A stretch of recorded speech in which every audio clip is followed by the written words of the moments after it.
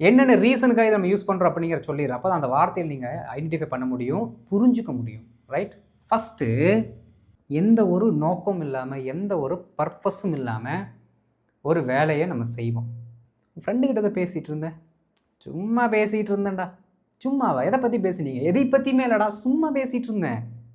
எந்த பர்பஸும் இல்லை, எந்த கோலும் இல்லை, சும்மா டைம் பாஸ் ஆகணுமே அப்படின்னு சொல்லிட்டு என்ன பண்ணோம்? டைம் பாஸ் ஆகணும்னு சொன்னால் கூட அந்த டைம் பாஸ் ஆகிறது அப்படிங்கிறது பர்பஸாக மாறிடும்.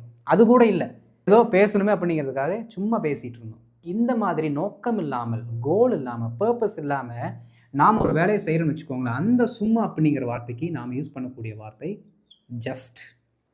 நீங்கள் ஒரு சில நேரங்களில் நீங்கள் ஒர்க் பண்ணுற இடமா இருக்கட்டும், ஏதோ ஒரு இடங்களில் நீங்கள் சந்தோஷமாக இருந்தீங்கன்னு வச்சுக்கோங்களேன். ஒரு சிலர் பிடிக்கலை, அவங்களுக்கு நீங்கள் சந்தோஷமாக இருக்கிறது பிடிக்கலை அப்படின்னா, சும்மா எந்த ரீசன் இல்லாமல் வந்து பார்த்தீங்கன்னா உங்களோட சந்தோஷத்தை என்ன பண்ணுவாங்க? களைச்சி விட்ருவாங்க, உடச்சி விட்ருவாங்க. இந்த மாதிரி நடக்கும்.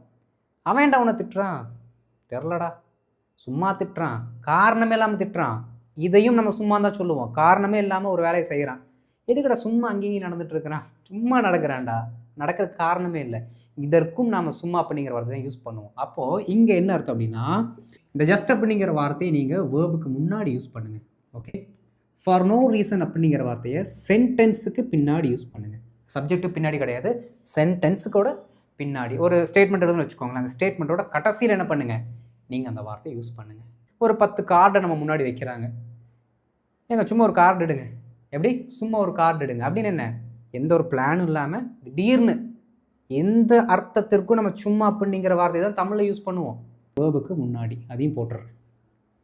ரேண்டம்லி, எதுக்கடா நான் கூப்பிட்டேன்? எந்த பிளானும் இல்லைடா, சும்மா கூப்பிட்டேன்.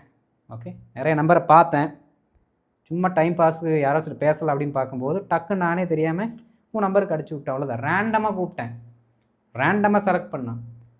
புரியுதுங்களா? ரேண்டமாக கொஞ்சம் பண்ணி விட்றேன் அப்படின்னு சொல்லுவோம் பார்த்தீங்களா நிறைய இடங்களில். அதுதான் சும்மா அப்படிங்கிற அர்த்தம்.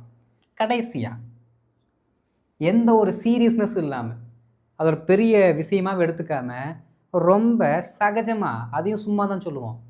அவனடா எந்த ஒரு சீரியஸ்னஸ் இல்லாமல் அவர்கிட்ட பேசிகிட்டு இருக்கிறான், அவர் எவ்வளோ பெரிய ஆஃபீஸர், இவனும் சும்மா சகஜமாக அது பதட்டமே இல்லாமல் சும்மா பேசிகிட்டு இருக்கான் அப்படின்னு நம்ம சொல்லுவோம்ல. இதற்கு நாம் யூஸ் பண்ணக்கூடிய வார்த்தை சொல்கிறதுக்கு முன்னாடி இங்கே எழுதிடுறேன். எப்படி?